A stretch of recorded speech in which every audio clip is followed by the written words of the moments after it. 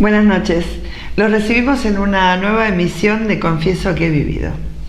Esta noche vamos a conocer la historia de un hombre que ha hecho de su profesión una verdadera pasión. Él, desde muy joven, comenzó con esto y aún hoy continúa como el primer día. Es mercedino, ha recibido infinidad de premios en el exterior y en nuestro país y hoy los invito a compartir su historia.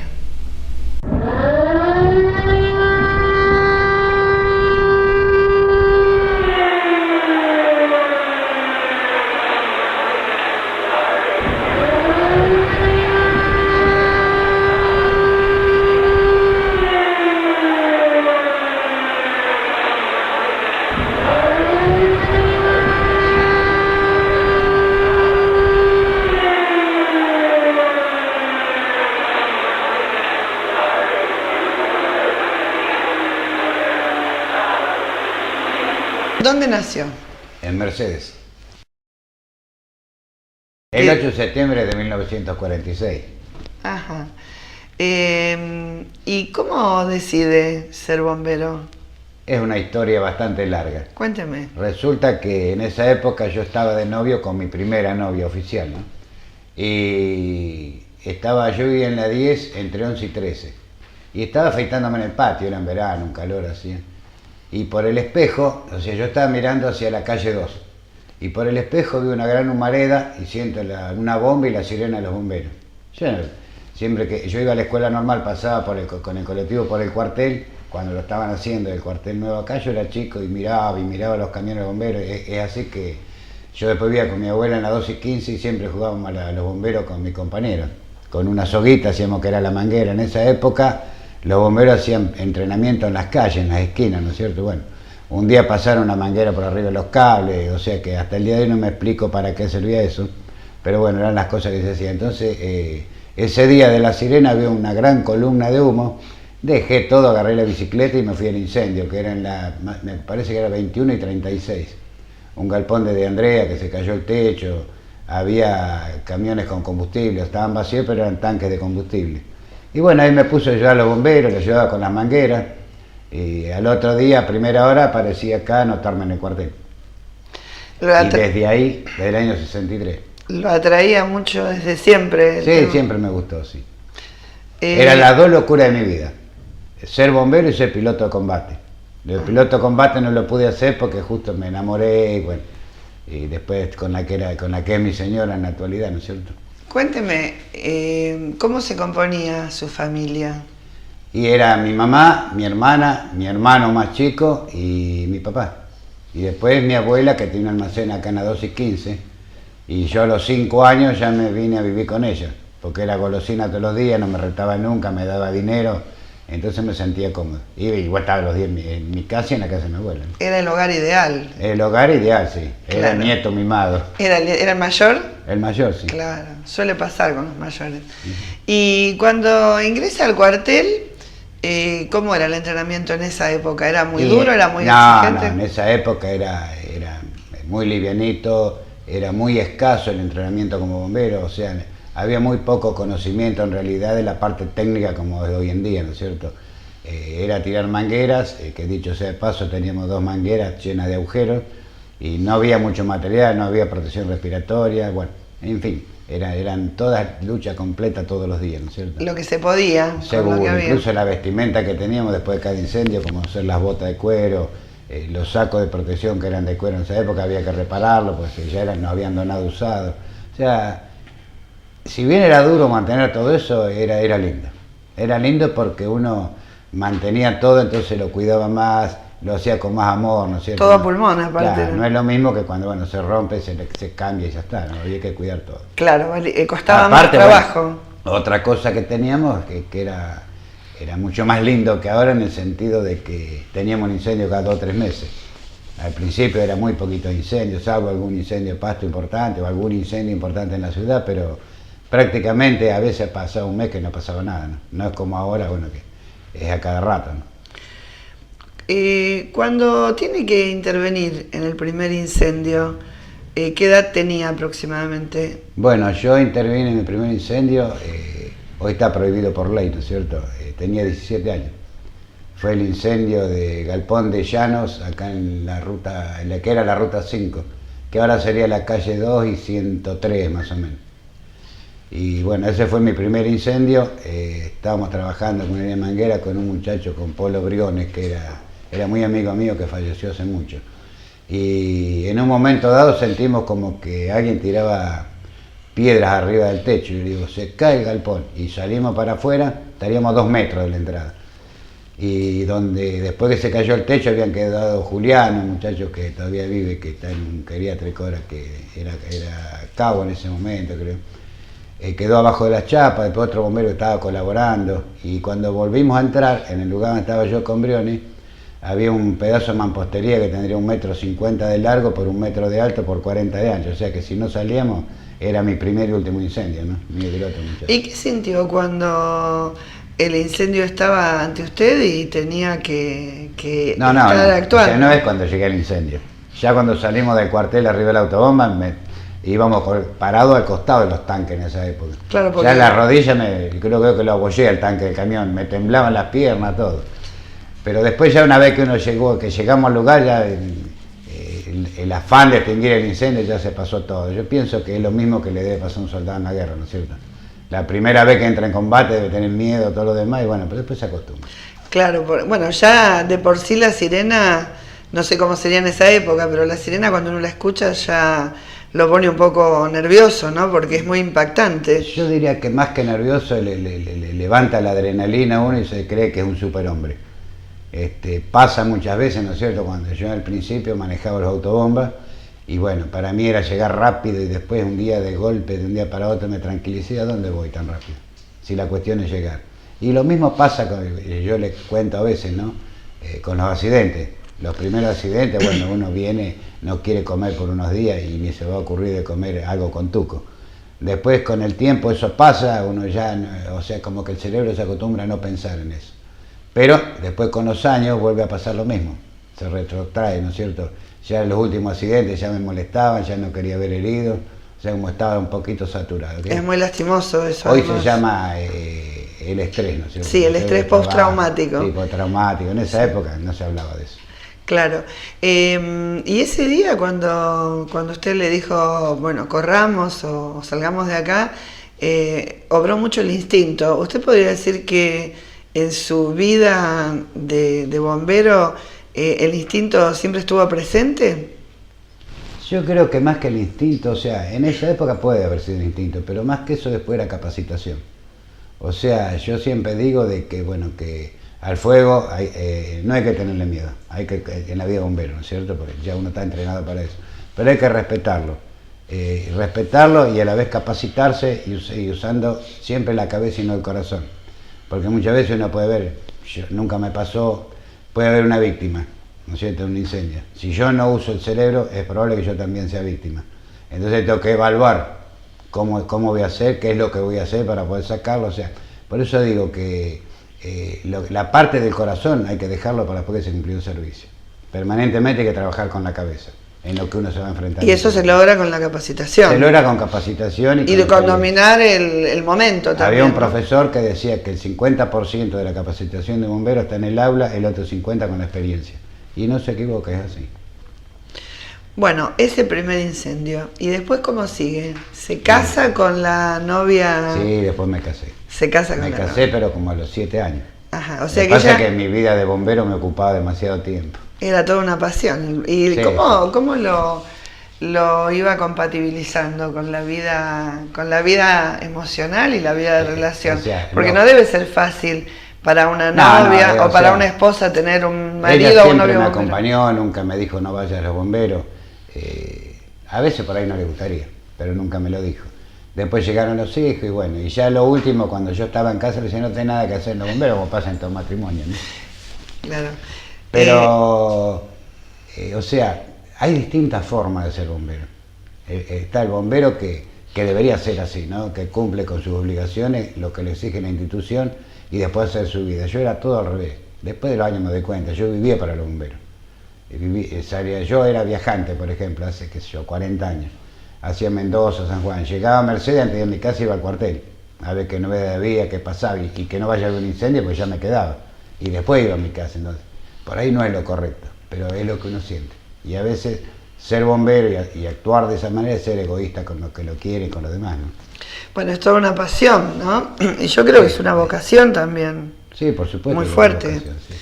O sea, es algo que uno cuando yo veo, o veía a los chicos, y a mí me pasó, yo el día que me fui a anotar fui era una aventura, era ver cómo era como ser bombero y demás, pero una vez que uno está ahí ya lo empieza a atrapar y es muy difícil salir, ¿no es cierto? Cuando realmente se siente la pasión de bombero.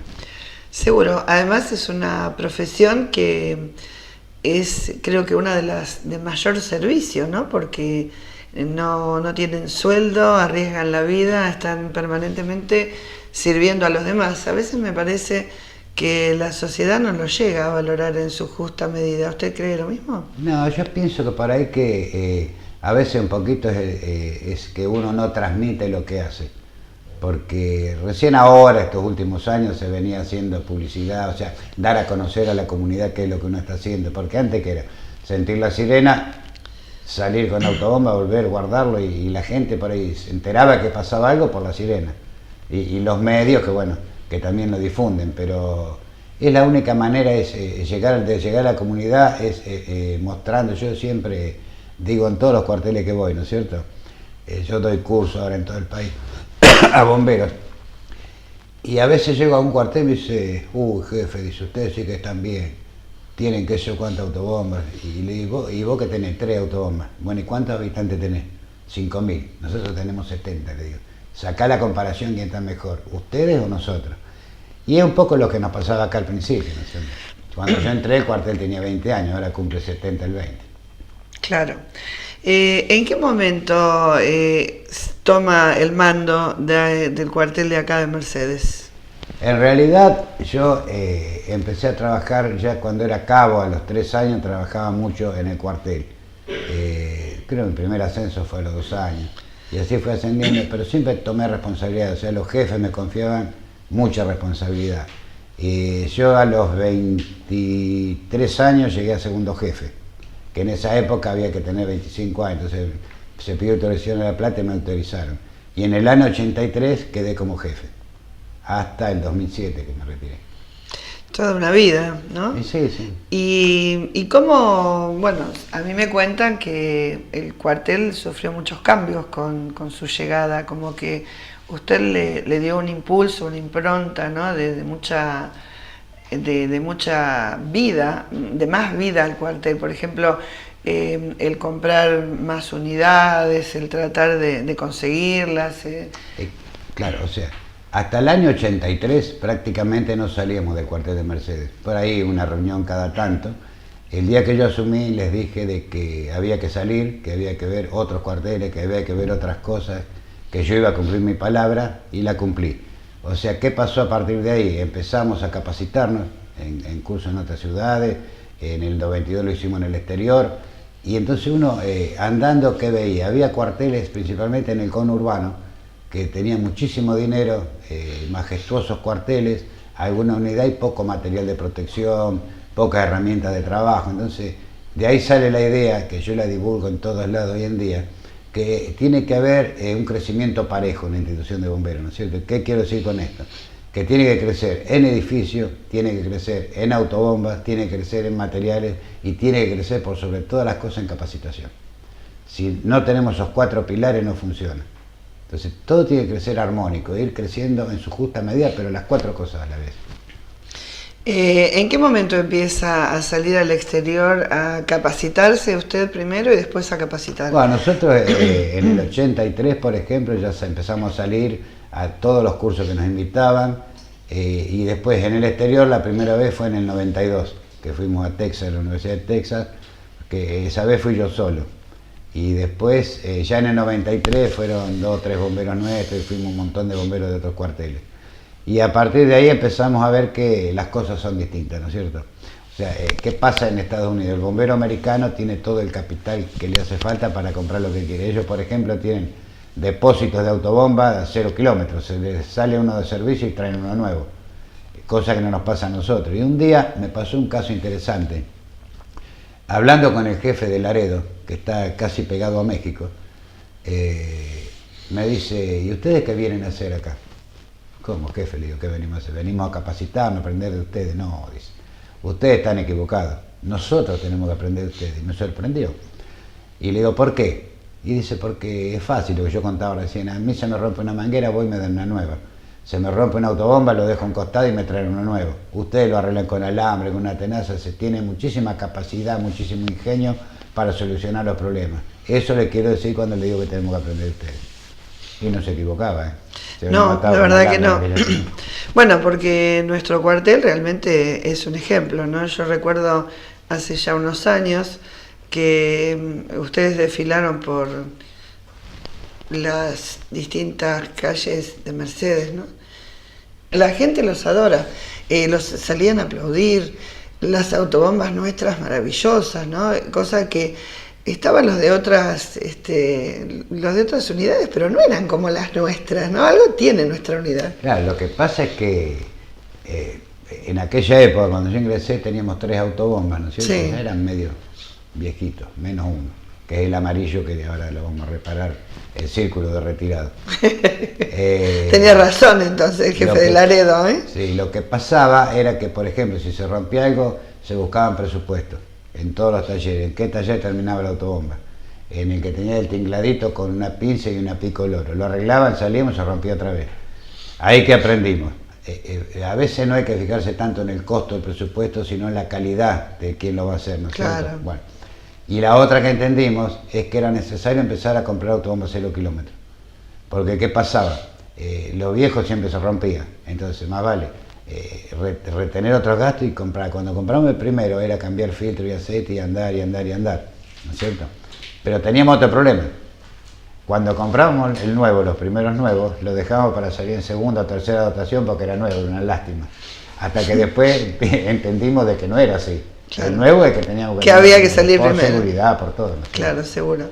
Pero son cosas que, o sea, la misma evolución de la institución lo va llevando a uno a hacer eso, y por sobre todas las cosas recorrer, conocer otros cuarteles, otras opiniones. Pero en Estados Unidos, de todas maneras, ¿qué trajeron de Estados Unidos? Además de esa comodidad que tienen ellos que lo cambian. ¿Hay otra estructura? O sea, nosotros empezamos con el tema que yo es mi fuerte, ¿no es cierto? Que es el tema de materiales peligrosos, acá en el cuartel en el año 80, 81. Pero en realidad lo único que sabíamos era que todos los cursos que fuimos era un químico que nos decía la fórmula del ácido reacciona con esta fórmula, cosa que a nadie nos gustó en la escuela ni nos gusta, ¿no es cierto? Aparte el bombero no precisa saber tanto de fórmulas, tiene que tener una base de lo que son los materiales peligrosos, o sea, los químicos, por ejemplo. Pero tiene que saber cómo protegerse, cómo proceder, cuáles son los procedimientos que no son fáciles para nada antes de actuar. Y después otros muchachos fueron también a hacer lo que es rescate con cuerda, incendios y demás, ¿no? Y eso nos hizo avanzar muchísimo en todos los sentidos.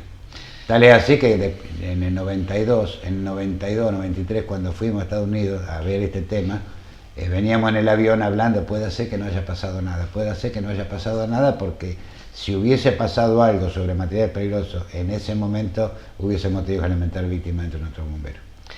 Hablando de materiales peligrosos, ¿qué me puede decir de los incendios de Dupont? ¿De los incendios de Dupont? Sí. ¿Los que había en aquella época? Sí. Y eran incendios de gran magnitud.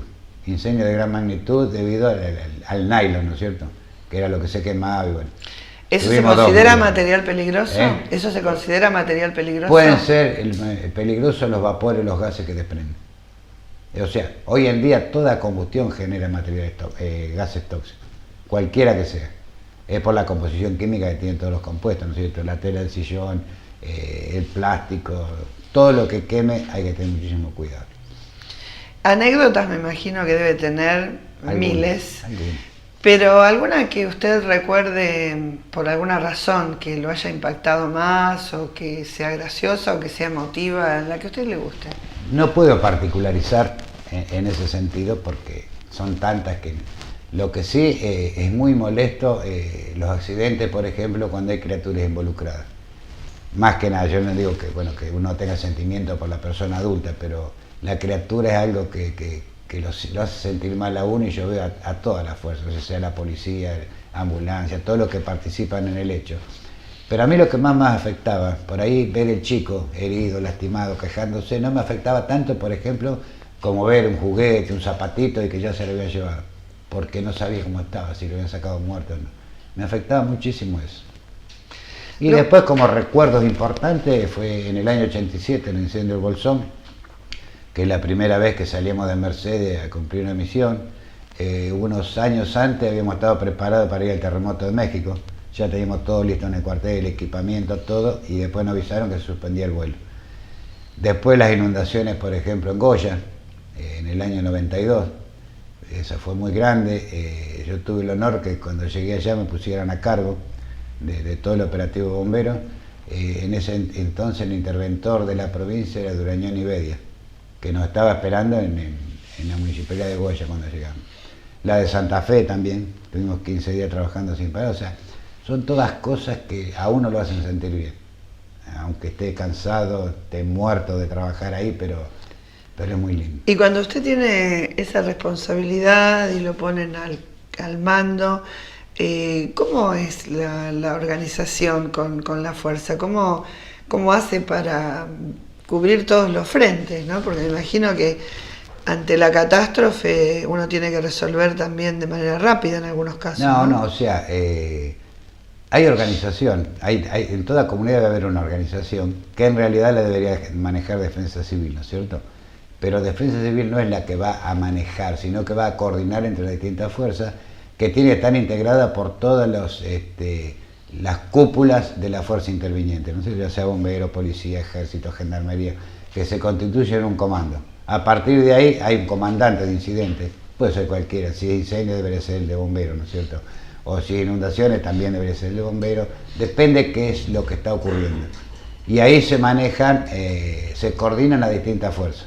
O sea, si están en una inundación, hay un saqueo en tal lado, el comandante incidente le dice al jefe de policía o al encargado de policía, mira, mandame un patrullero, manda gente a tal lado que está pasando tal cosa. O sea, la orden no es directa del comandante incidente a las distintas fuerzas, sino al responsable de cada área.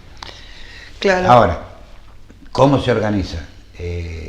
En todas las oportunidades que estuve así afuera, están formados los famosos comités políticos de emergencia y de seguridad políticos, que en realidad nunca operan como tienen que operar, porque son los mandamás que no entienden nada absolutamente de lo que está pasando. Y que están para la foto. Entonces, ¿qué pasó? En Goya no, porque el mando lo teníamos nosotros, pero por ejemplo en Santa Fe había un comité de emergencia, hacía una reunión a los 10 minutos, yo fui una sola, porque cuando vi lo que hablaban no quise ir más, entonces no entramos a manejar los bomberos.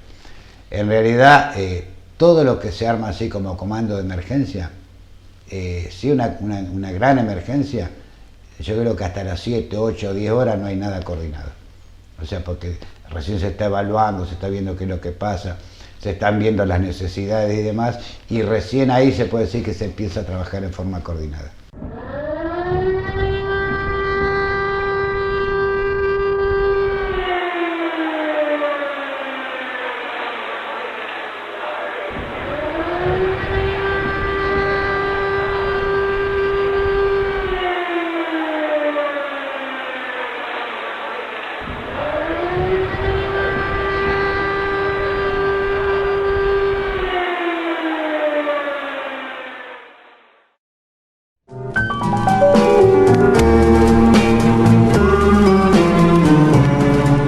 Florería La Paz.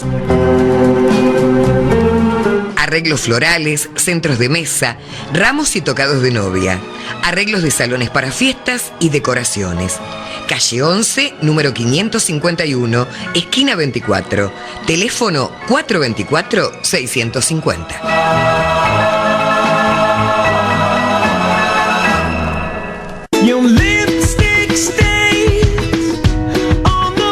Óptica Dañino, 40 años trabajando por su salud visual. Le ofrecemos las más afamadas marcas nacionales e internacionales de anteojos de sol con filtro UV, lentes de contacto adaptados para la necesidad de cada paciente y laboratorio óptico computarizado que le permite llevar sus anteojos en el momento. Óptica Dañino, atendida por sus propios dueños. tonight. Ahora podés ingresar a www.mercedes.gov.ar e informarte de todas las actividades que realiza la Municipalidad de Mercedes. Además, es de utilidad para iniciar trámites online y seguir su avance todos los días. En esta página vas a encontrar la agenda de todos los eventos, te informás de las últimas novedades y hasta podés participar conectándote con tus amigos a través de fotos, blogs, música y videos. Descubrí este servicio de la Municipalidad de Mercedes entrando a www.mercedes.gov.ar, la página oficial de la Municipalidad de Mercedes. Carlos Selva, buen gobierno. Fausto, un lugar de encuentro.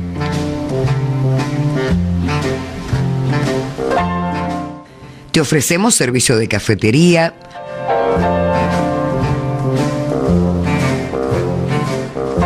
venta de café en grano o molido, bombonería, desayunos artesanales y mucho más. Visítanos en calle 25, número 320, entre 14 y 16. Delivery al 60 24 38. Te esperamos en Fausto. El sabor hace la diferencia.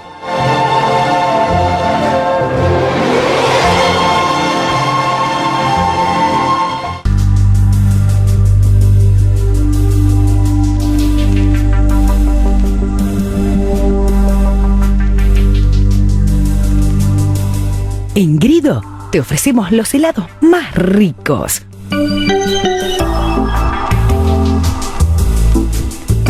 Variedad en postres, tortas y bombones helados.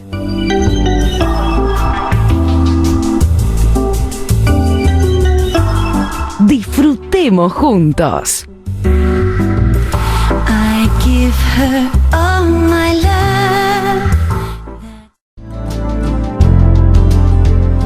Diseñando ahora está en el centro.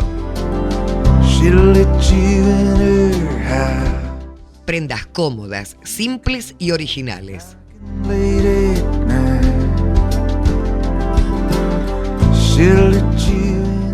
Te esperamos en 24 entre 25 y 27. Teléfono 40 23 77. Aceptamos tarjetas de débito y crédito.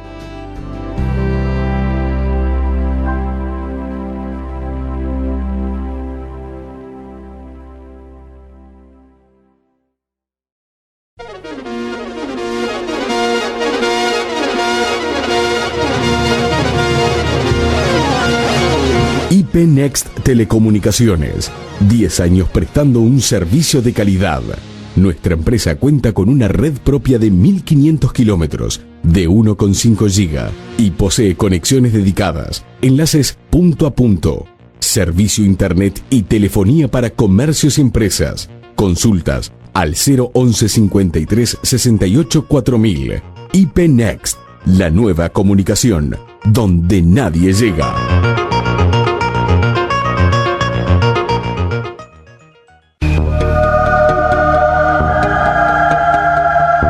Cumelén, Centro de Actividades Acuáticas. Natación para todas las edades. Bebés, niños, adolescentes, adultos y adultos mayores. Descuentos a jubilados. Nuestro centro cuenta con personal altamente especializado en aquagym, rehabilitación, embarazadas y bebés. Clases individuales y grupales en un clima cálido y seguro. Cumelén, calle 28, número 1124, entre 45 y 47.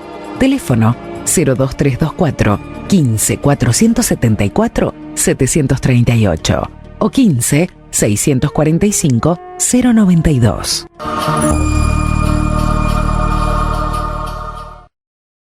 AEFIP, Asociación de Empleados Fiscales e Ingresos Públicos, Delegación Mercedes.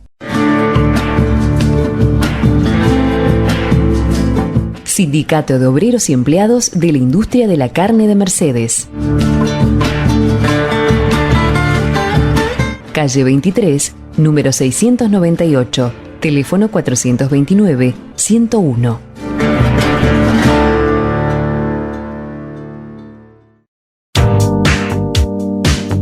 Zoom Multiespacio te propone adaptar el espacio a tu necesidad. Bautismos, comuniones, desayunos de trabajo, muestras de arte, eventos privados y más. Todo en un ambiente especial. Zoom Multiespacio, calle 31, número 458, Mercedes, Buenos Aires. Teléfono 02324 421 834 o 02324 1558 942. Zoom Multiespacio, un lugar distinto en Mercedes.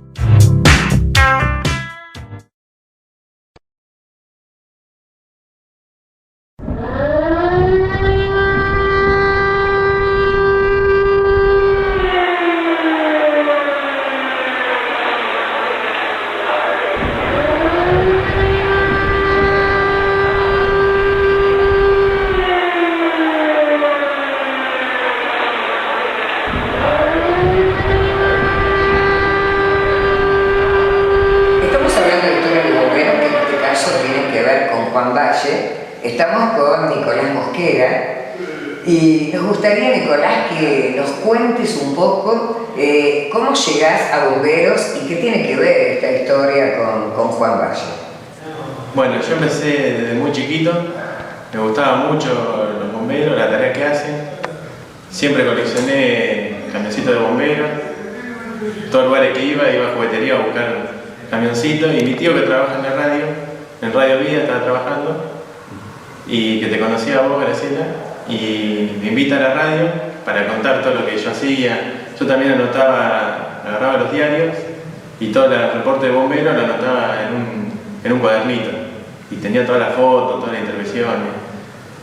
Y mi tío vio eso y bueno, me invitó a la radio, fuimos a hablar de los bomberos y de todo lo que yo hacía, lo que me gustaba.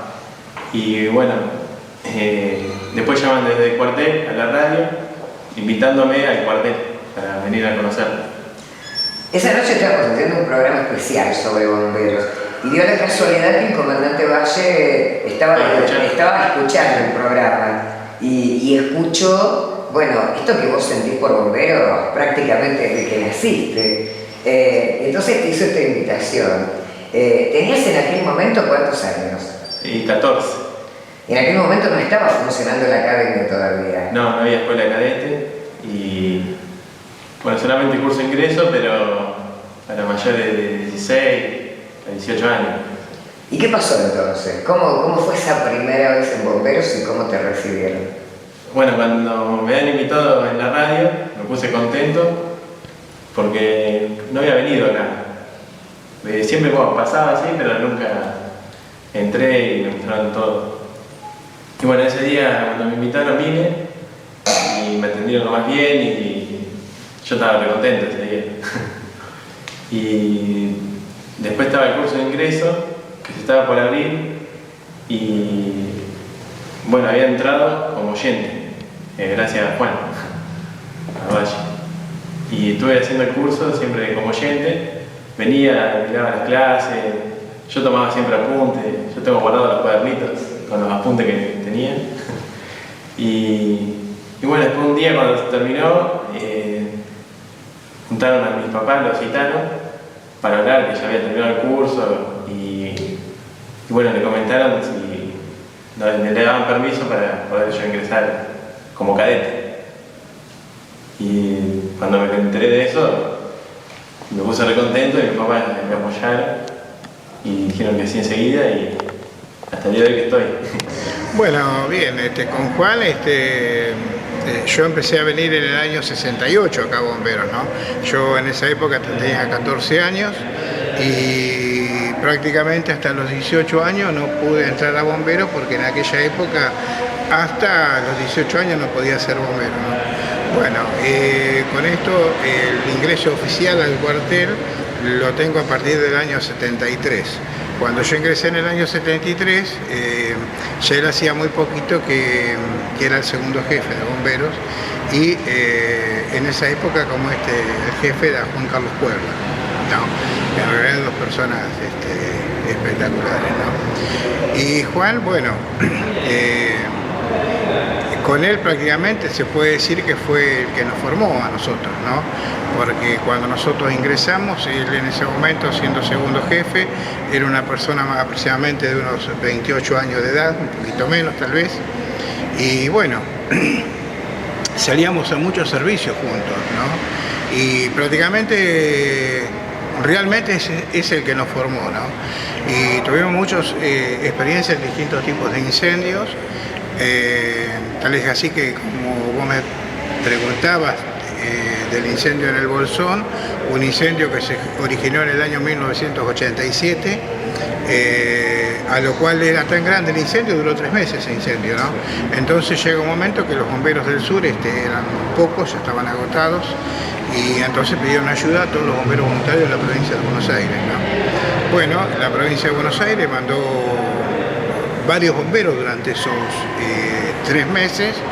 A nosotros nos tocó ir en esa oportunidad y trabajamos aproximadamente un espacio de 15 días, ¿no?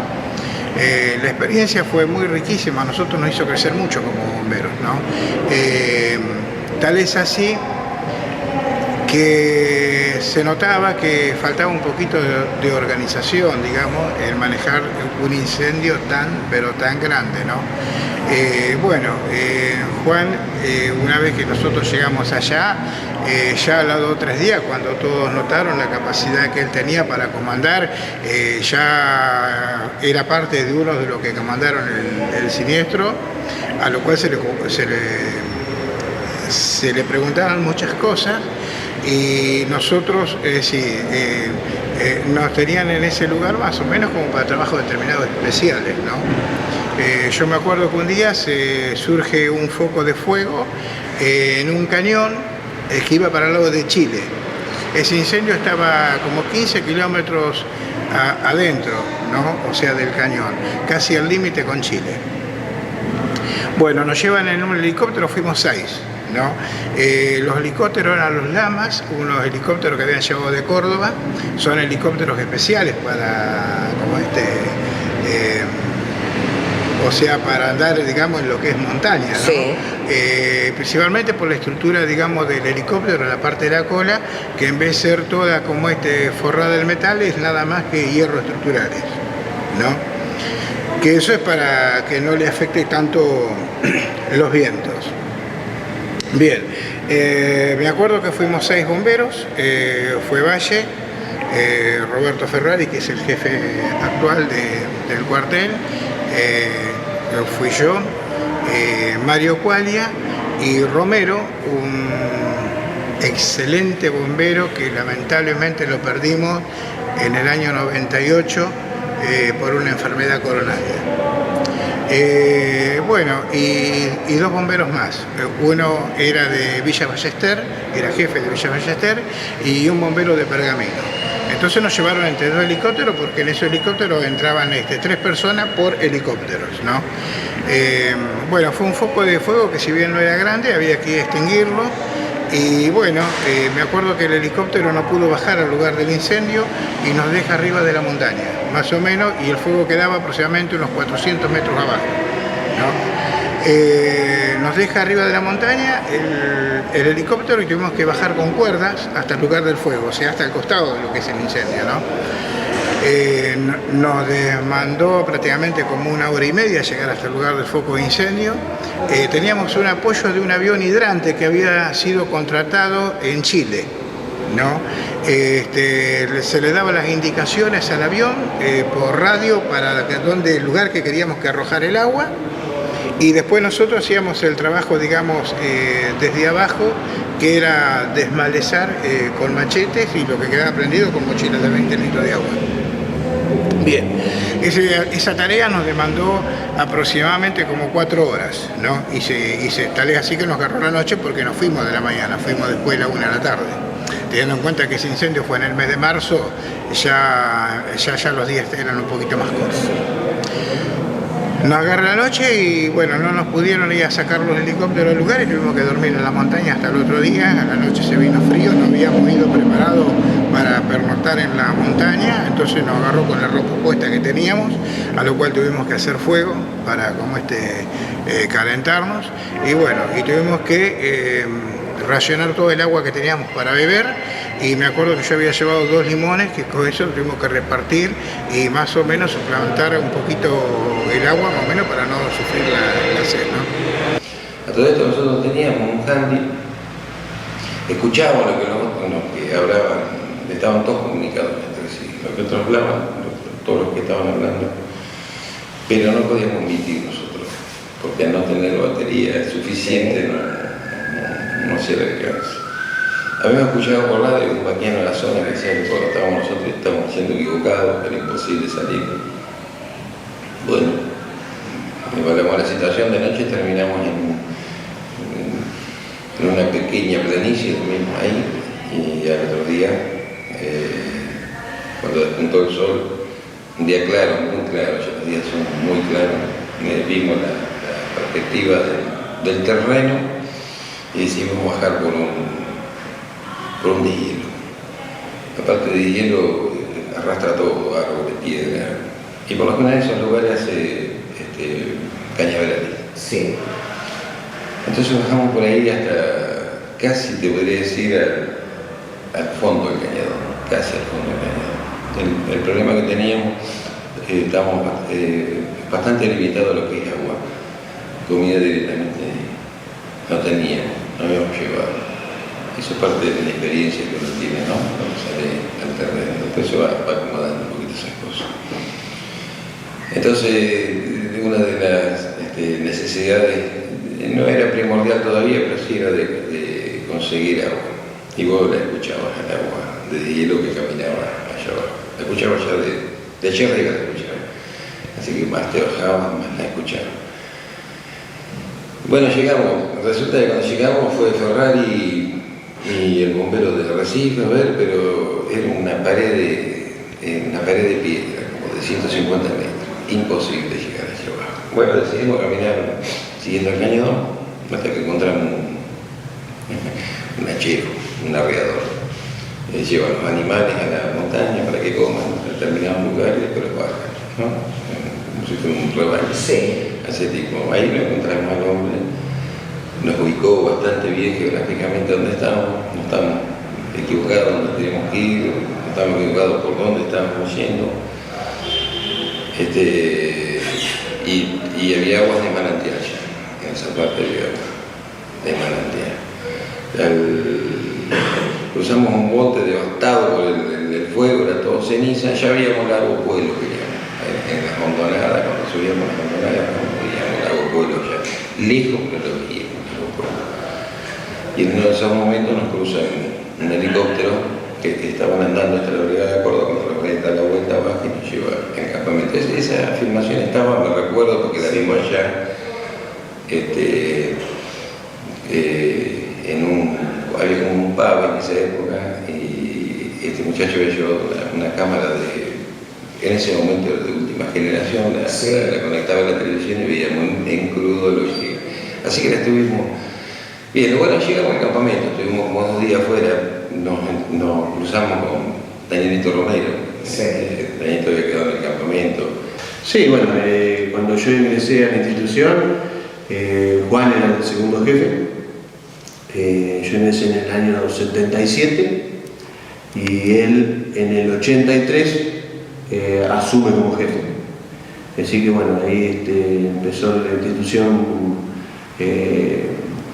Lo primero que se empezó a hacer es empezar a capacitar a todo el personal en cuanto a la intervención en incendios de estructura, primero, después en rescate en altura, tal es así que se creó un tipo de brigada de rescate en altura dentro del cuartel de Mercedes. De ahí se salió a hacer algunos entrenamientos, primero con los bomberos de la zona, después con los bomberos de la región y después a nivel provincial también se hicieron varios ejercicios.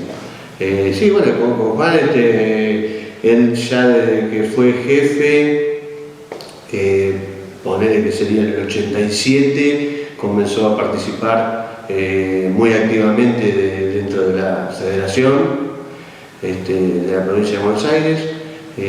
Ya empezó a manejar en la zona la parte operativa.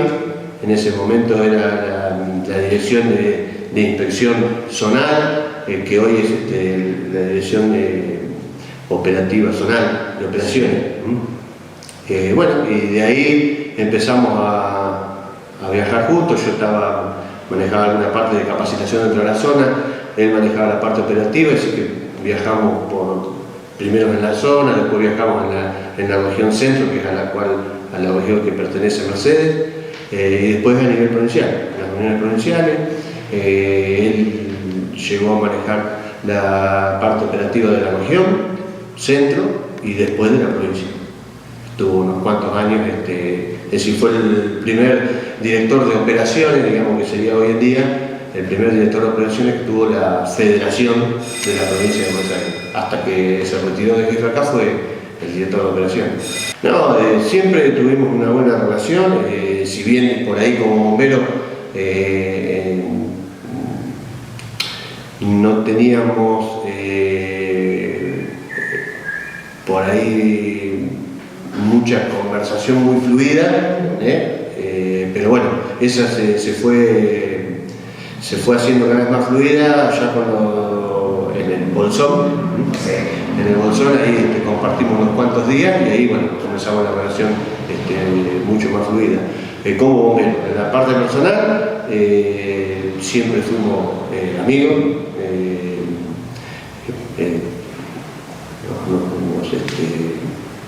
nos acompañamos en un montón de cosas, y después bueno, llegó un momento de una parte del grupo nuestro fue escalando en el escalafón, ¿no? Digamos, hasta que llegamos a oficiales. Él siempre nos incitaba a que nos capacitemos para poder cubrir los cuadros de oficiales.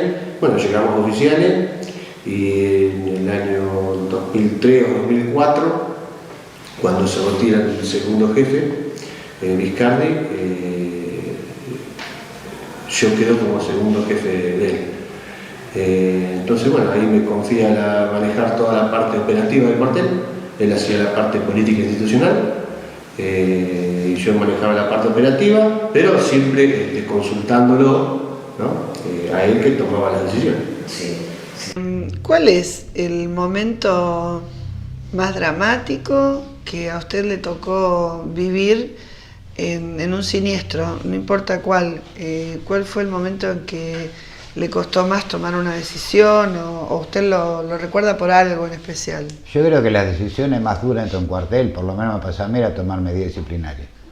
Después de lo demás no, porque siempre conté con muy buena gente, muy buenos subordinados, o sea, en ese sentido no había problema, pero sí, una vez que yo digo que todos los incendios son peligrosos, todos los servicios bomberos, pero yo digo que es más peligroso un incendio forestal que un incendio dentro de la ciudad. ¿Por qué?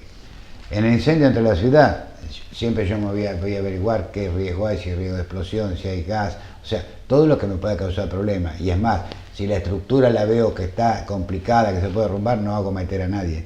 O sea, la técnica antigua de los bomberos era ingresar, meterse, extinguir el fuego.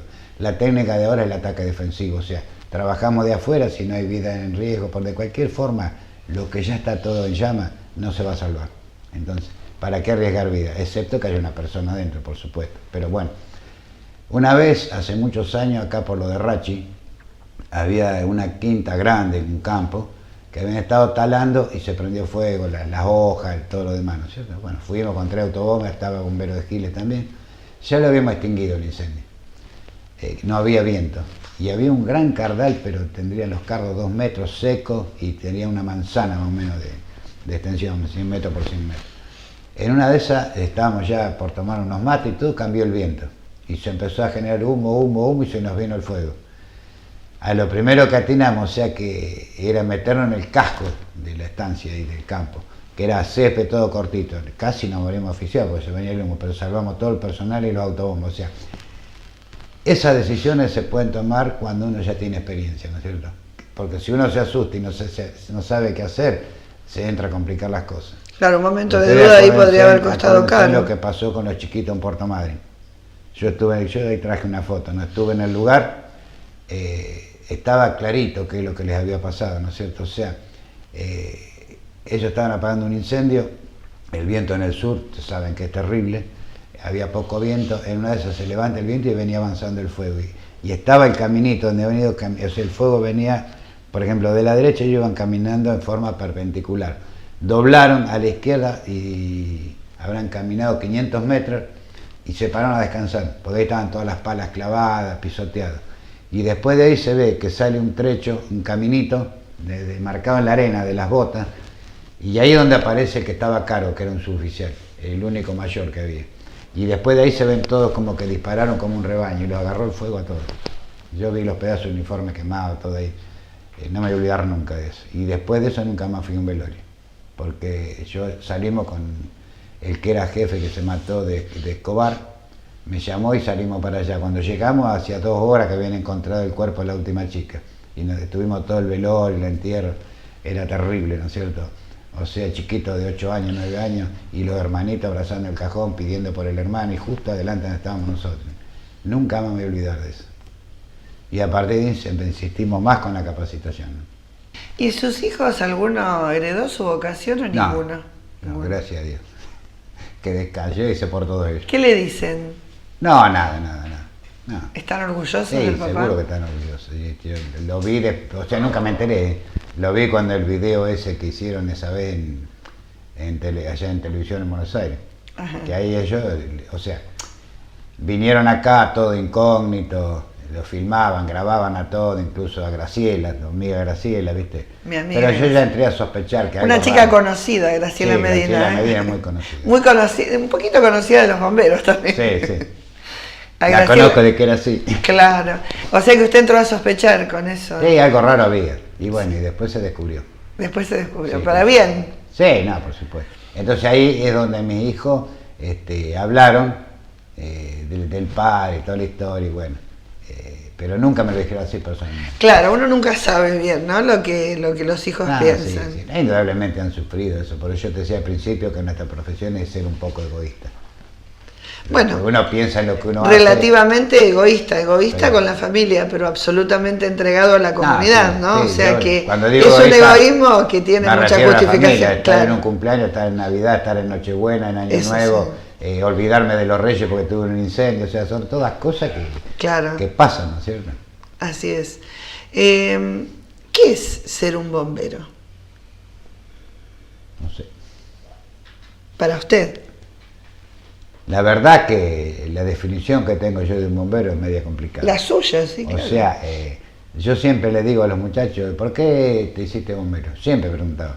No, porque me gusta ayudar a la comunidad. No, vos, porque para siempre lo mismo. No, digo, vos te metiste acá para probarte vos, porque si no, no te arriesgarías.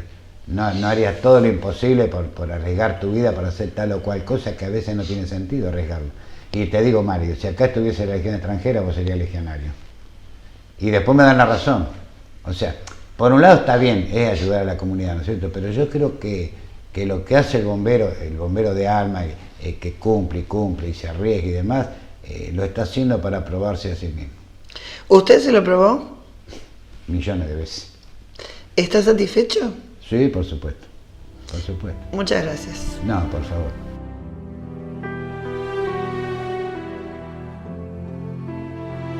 Juan fue un formador de bomberos, ¿no? No solamente para acá, para nuestra institución, sino a nivel nacional, ¿no? Y es un hombre que hasta hoy, donde uno va, todos preguntan por él.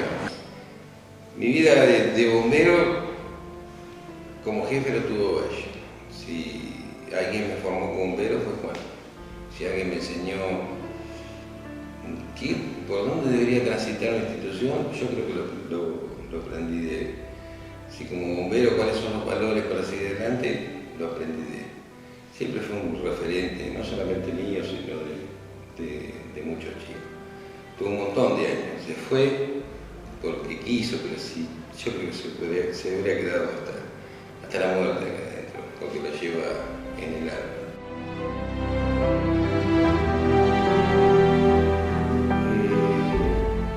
Que bueno, fue realmente el que a nosotros nos forjó, nos preparó, nos capacitó como bombero, y que bueno, siempre tenemos, por lo menos yo siempre tengo en cuenta los consejos que él nos fue dando, y bueno, mandarle un gran saludo.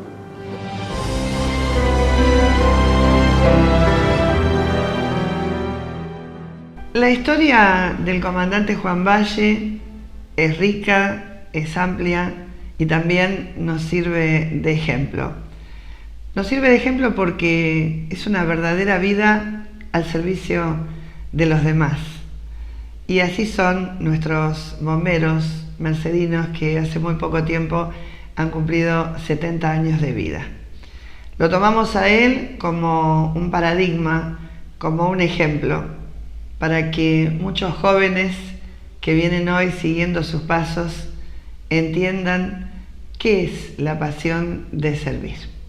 Le agradecemos mucho a Juan por su participación en nuestro programa y nosotros los invitamos a encontrarnos la próxima semana para ver otro testimonio de vida.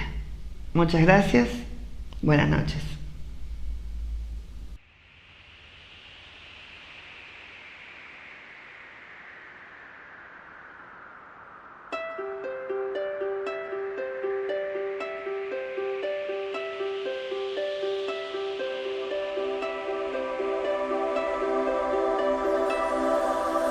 you.